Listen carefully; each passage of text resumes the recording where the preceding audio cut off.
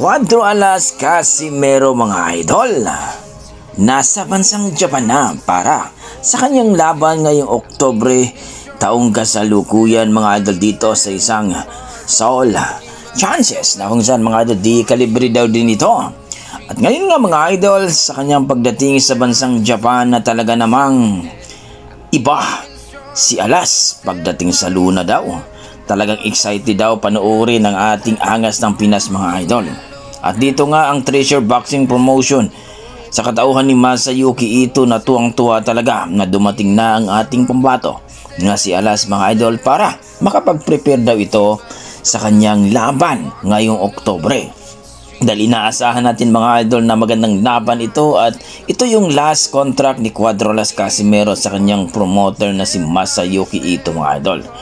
At talaga naman ang ating pambato ay hindi daw talaga magpapigil dahil ang punteriada nito itong si Naoya Inoue kung sakali daw na talagang matigioy daw itong kanyang kalaban ni si Saul Chances ay isusunod daw itong si Naoya Inoue. Well mga idol, alam naman natin na talagang itong si Naoya Inoue ay matagal na itong umaayaw o kumbaga umiiwas kay Casimero. Marami nagsasabi wala daw mapala itong si Naoya Inoue kay Casimero. Ayon sa ating mga boxing fans na sinasabi nila, mas may mapala itong si Naoya Inoue kay Casimero sapagkat former 3 Division World Champion lang naman ito at hindi pa natalo mula nung nagiging 3 Division World Champion.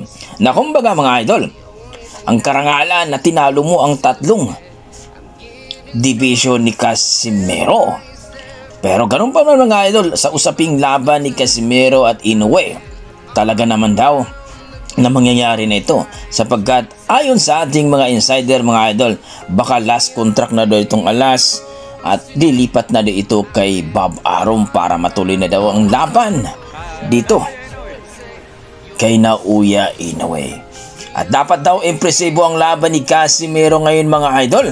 TKO daw ang dapat na mangyayari sapagkat nakasalalay ni Cuadro Alas Casimero ang kanyang performance para makalaban daw itong si Naoya Inoue. Kayo mga idol, anong masasabi nyo dito?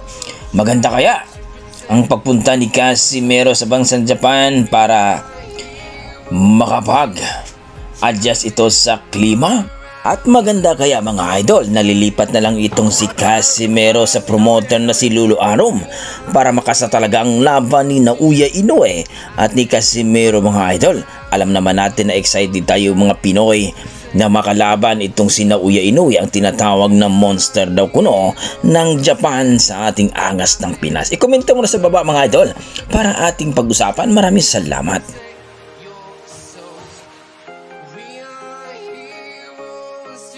Ha!